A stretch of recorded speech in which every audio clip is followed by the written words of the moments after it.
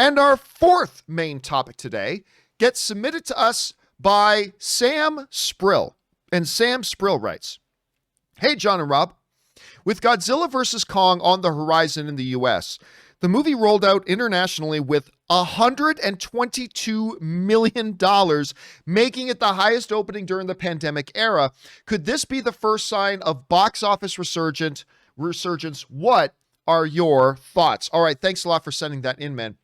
And of course, Godzilla vs. Kong is opening this week here in North America, where I live. And by the way, I've already got my tickets, Rob. 3 p.m. on Wednesday. I'm dragging my ass into an IMAX screen to go watch this baby. Anyway, looking forward to that great deal. It has opened in other countries around the world, and it has done exceedingly well, especially considering the era we are in right now. This comes to us from the folks over at The Hollywood Reporter, who write, "Godzilla vs. Kong opened to a pandemic best $121.8 million at the foreign box office, giving Hollywood hope that tentpoles can make a comeback as theaters reopen. Christopher Nolan's Tenet previously had the biggest offshore." Listen to this. The previous record in this era was $53 million. It more than doubled it. Got within eyesight of maybe close to tripling it. Anyway, Legendary and Warner Brothers monster mashup enjoyed an especially loud roar in China, where it launched to a huge $70.3 million. Legendary has sole distribution and marketing duties in the Middle Kingdom, while Warner's is handling the marketing and distribution everywhere else. Rob, it has been a while since we have been able to look at a box office number and go and do anything other than, oh my God, things are bad. It's been a long time. Yes. I saw this number. Now, I expected to see climbing numbers. I expected to see, improved numbers with a Godzilla versus Kong. I was not ready to see 122 million just in overseas markets alone. I was expecting something significant. I thought it could beat the Tenet number because things are a little bit better right now of 53 million. But I was thinking 65 million, 70 million, maybe. This is, again, if this was 2019, 122 million, not a great number for overseas opening. Obviously not a great number. For today, it's amazing. And it is, I believe, a small step showing that, guess what? People are wanting to go back to the movies. Now, we're not all the way there yet. Godzilla vs. Kong is not going to make $600 million. And that would be ridiculous to think that of anything right now. But the level of success it's having, I think it has adjusted our expectations about what it might be able to do in North America. And it's a tremendous sign. And, Rob, I can just speak from my own experience. When I was originally looking for places to buy tickets for Godzilla vs. Kong, they were sold out everywhere. Everything was sold out. Now, granted, we live in the Los Angeles area, which is, movie going is a much bigger part of the culture here than a lot of other places. But still, like everything where they were showing movies, Godzilla vs. Kong was sold out. So I was lucky to get the tickets that I did. Anyway, Rob, you see these numbers. A couple things. Do you think these are numbers that the folks at Warner Brothers should be excited about? And what, if anything, do you think this tells us about what we may be able to expect when Mortal Kombat comes out? When a couple of these other ones start rolling out, how does this adjust your view of the whole paradigm right now? What do you think? Well, as the Beatles once sang, it's getting better all the time. And, it's so funny that we're now in a position where we're just clamoring to get back to where we were normally before the pandemic. But I think, look, this is a signpost that is pointing to the fact that people want to go back to the movies. That hopefully, as we emerge, as people are vaccinated, we emerge out of this, that movie theaters are not going to die. That people still crave that collective experience, seeing films in big auditoriums and voting with their entertainment dollar. I think it can only be considered a good thing. And, for this particular movie, it's funny that Tenet's going to lead the way back to movie theaters. You know what? No. This big, dumb, fun, awesome movie, which I would assume it's awesome. I think it's going to be awesome. Even if it's not, for me, it'll be awesome. The fact that it's this movie that is bringing fun back to the movie theaters. Like you said, the way you've been waxing rhapsodic about this. It's two giant titans. It's like an MMA fight writ large on the big screen. What's not to love? And I think it's a signpost of what's to come. And I think it's bring on Fast and Furious, man. Come on. Well, yeah, and on top of that, like I'm hoping. Like, look, I mentioned that I went to go to the movies this Thursday to go see Nobody.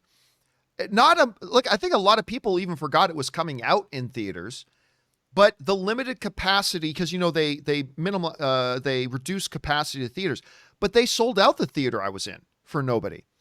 And I'm hoping, and everybody seemed to have a really good time, which increases the odds that they're probably going to want to come back to the movies. I'm hoping Godzilla vs. Kong can have a really good, impact, so that when Mortal Kombat comes out, I hope there's a snowball effect. And again, none of this would be worth talking about if I went to the movies and I didn't feel like the theater I was at, which was an AMC theater, wasn't taking their safety protocols seriously. But they were. I was impressed from the moment I walked in the door to the moment that we left about the safety protocols they had. I felt very good about being there. Yeah. But I'm hoping that this can snowball, and I'm so excited to see this on the big screen. I am so excited to see Mortal Kombat on the big screen, especially after watching Nobody. It just heightens that a lot. So it's looking good. The question is for you guys. Actually, you know what, Rob? Let me throw this out to you. Now, obviously, if this was 2019, we would be looking for an opening weekend of, I don't know, maybe an opening weekend of $90 million, $110 million, maybe for something like that. Let me look this up. What was Godzilla King of the Monsters opening weekend? Let me see. Hold on a second. Godzilla King of the Monsters box off. Let me just see if I can find this quick, because I am curious about this. Okay, so Godzilla King of the Monsters, it opened up on, if I can get this damn thing to open, which it's not opening for me. Give me a second here. Okay, so Godzilla King of the Monsters, it opened up on May 31st, and I cannot, where the hell did they move their opening weekend? There we go. Okay, so it opened to $47 million.